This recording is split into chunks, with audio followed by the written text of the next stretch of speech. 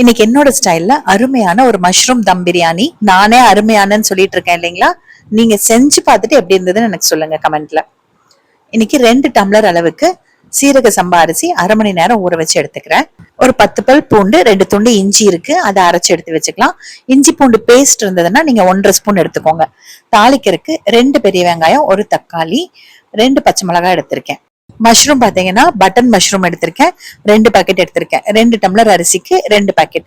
இது நல்லா மேல இருக்கிறதெல்லாம் கருப்பு கருப்பா இருக்கும் பாருங்க. நல்லா ஒவ்வொன்னா எடுத்து கழுவி எடுத்து வச்சுக்கோங்க. ஊற வைக்க வேண்டாம்.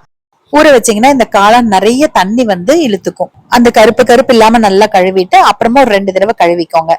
அதுக்கப்புறமா கட் பண்ணிக்கோங்க. பெருசா இருந்தா 6 7 வெட்டிக்கோங்க, சின்னதா இருந்தா 4 வெட்டிக்கோங்க போதும்.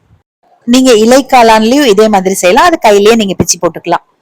இப்ப மஷ்ரூம் எல்லாம் நான் கட் பண்ணி வச்சுட்டேங்க. இப்ப அடுத்தது பாத்தீங்கன்னா பெரிய வெங்காயமும் பச்சை மிளகாய் தக்காளி எல்லாமே வெட்டிக்கலாம். இஞ்சி பூண்டு நான் மிக்சியில கொஞ்சமா தண்ணி ஊத்தி அரைச்சு எடுத்து வச்சுட்டேன். பிரியாணிக்கு எப்பவுமே சின்ன வெங்காயம் டேஸ்ட் கொஞ்சம் நல்லா இருக்குங்க.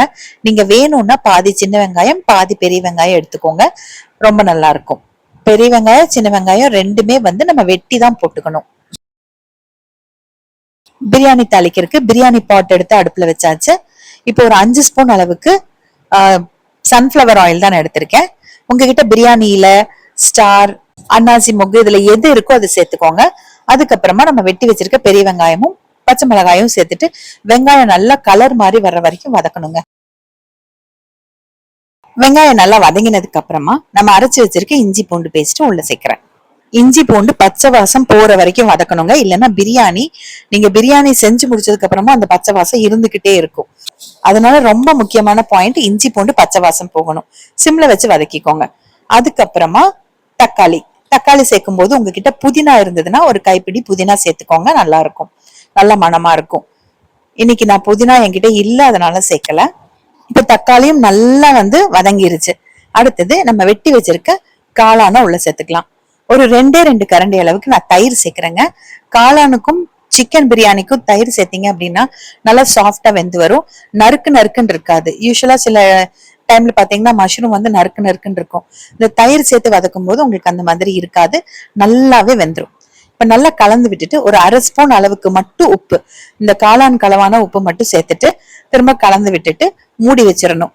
மூடி வச்சு ஒரு 10 நிமிஷம் அப்படியே சிம்ல வச்சிட்டீங்க அப்படின்னா நல்லா அந்த காளான்ல இருந்து தண்ணி விட்டு வெந்துரும்.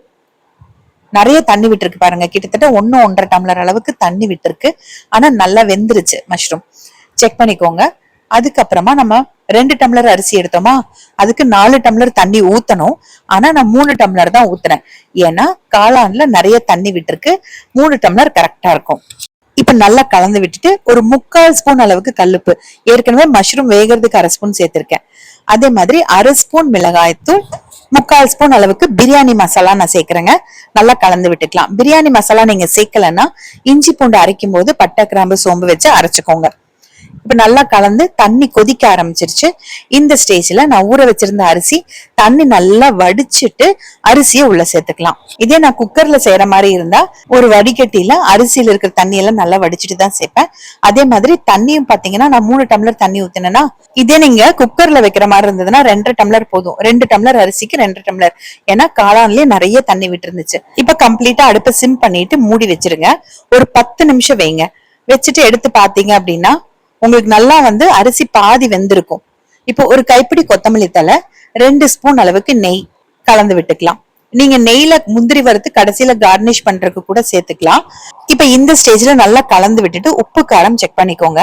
உப்பு பத்தலன்னா சேர்த்துக்கோங்க, காரம் கரெக்டா இருக்கும். காரம் இதுக்கு மேல வேண்டாம். இப்ப பாருங்க, அரிசியோட அளவும் தண்ணியோட அளவும் ஒன்னா வந்துருச்சு. இந்த ஸ்டேஜ்ல ஒரு நல்ல கனமான தோசை கல் எடுத்து அடுப்புல வச்சுக்கலாம். அது மேல பிரியாணி பாட் எடுத்து வச்சு மூடி வச்சிருங்க. அடுப்பு சிம்ல தான் இருக்கு. இதே நீங்க வந்து தோசைக்கல் நல்லா சூடு பண்ணிட்டு வச்சிருந்தீங்க அப்படின்னா சிம்ல வச்சு கரெக்டா 10 நிமிஷம் போதும். நான் தோசைக்கல் சூடு பண்ணல, அப்படியே தான் வச்சேன். அதனால 15 நிமிஷம் சிம்ல வச்சுட்டேங்க. அதுக்கப்புறம் ஒரு அரை மணி நேரம் அப்படியே விட்டுருங்க. அந்த மூடியோடவே அந்த தோசைக்கல் மேலே அப்படியே விட்டுருங்க. அடுப்பு ஆஃப்ல இருக்கட்டும். அந்த சூடுலயே பாத்தீங்கன்னா நல்லா உதிரியா வந்துரும். நான் ஒரு 10 நிமிஷத்துலயே திறந்துட்டேன், ஏன்னா எனக்கு டிஃபனுக்கு பேக் பண்ணணும்ன்றதுனால. அதனால உங்களுக்கு காமிக்கும் போது கொஞ்சம் ஒட்டின மாதிரி இருக்கு. அப்படியே நீங்க வச்சு அரை மணி நேரம் கழிச்சு ஓபன் பண்ணி பார்க்கும்போது அருமையான உதிரியான பிரியாணி கிடைக்கும். இதுக்கு தொட்டுக்கறதுக்கு ஆனியன் ரைத்தா இருந்தா போதுங்க.